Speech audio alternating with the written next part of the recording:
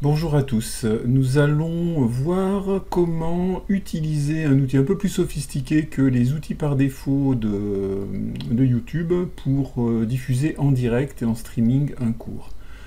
Donc on est dans le chapitre outils de conférence et de streaming et la dernière activité que vous avez eue dans le cours, c'était diffuser votre webcam en direct sur YouTube en utilisant le système de YouTube et l'encodage de YouTube. Le seul problème, c'est que quand on est directement sur YouTube, on ne peut que partager sa webcam ou éventuellement son écran, mais bon, on n'a pas beaucoup de choix sur ce qui va s'afficher à l'écran et puis sur les sources audio qu'on va utiliser. Donc là, on va apprendre à utiliser un logiciel d'encodage pour diffuser en streaming, et si possible, on va utiliser un logiciel qui est gratuit. Donc j'ai choisi le logiciel Streamlabs, sachant qu'il y en a d'autres. Celui-ci est complet, intuitif et gratuit. Vous aurez donc un petit chapitre sur une présentation des fonctionnalités de Streamlabs, donc en allant directement sur cet article ou en cliquant sur le lien pour aller afficher les informations. Et puis ensuite un didacticiel d'installation de Streamlabs qui a été réalisé par un YouTuber et c'est très bien, ça marche très bien. Je vais maintenant vous présenter donc Streamlabs. En fait, Streamlabs, vous pouvez aller le chercher sur le site internet de Streamlabs. Donc c'est le site streamlabs.com.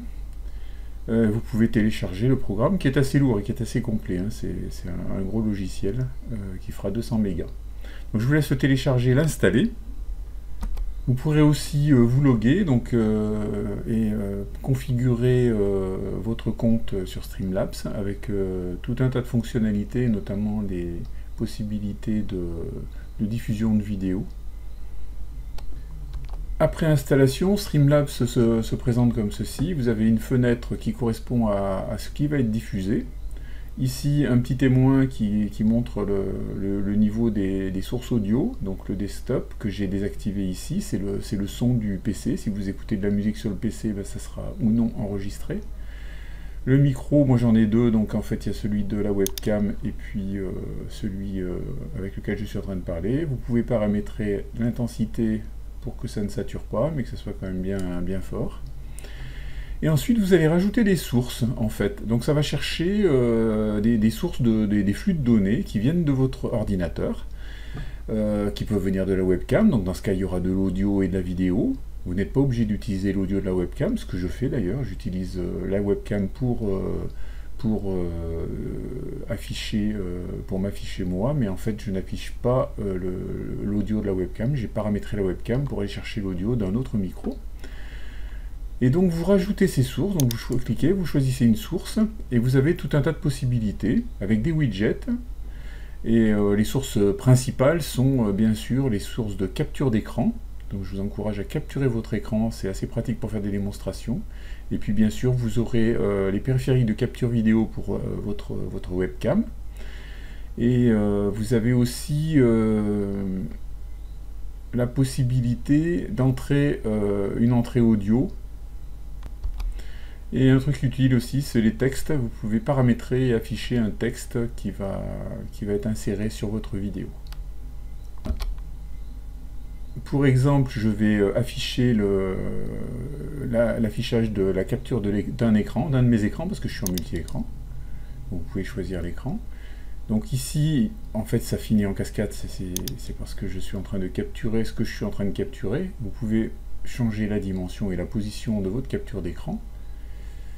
Cette fenêtre-là, c'est ce qui va être diffusé ensuite. Voilà. Donc là, cet écran, il y a une partie noire avec les icônes, mais je peux parfaitement rajouter des informations dessus. Voilà.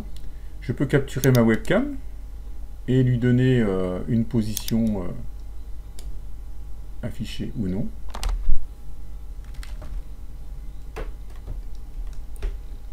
Alors, si vous avez un fond vert, a priori ça ne traite pas le fond vert, à moins que peut-être certains widgets arrivent à le traiter, et ça peut être bien de mettre en transparence. Et puis ensuite, vous pouvez aussi activer un affichage de texte. Et bien sûr, c'est des calques, donc vous avez qu'à déplacer, et vous avez donc les informations. Ici, donc j'ai l'information sur l'heure de début de séance, On peut faire mieux au niveau visuel, bien sûr. Il ne vous reste plus qu'à cliquer sur diffuser en direct, streamer. Et puis une petite fenêtre s'affiche parce que Streamlabs négocie directement avec votre compte YouTube. Si vous allez sur votre chaîne YouTube, vous pouvez vérifier et constater que votre vidéo est bien en direct. Voilà, en bas à gauche, vous voyez la vidéo qui est en direct.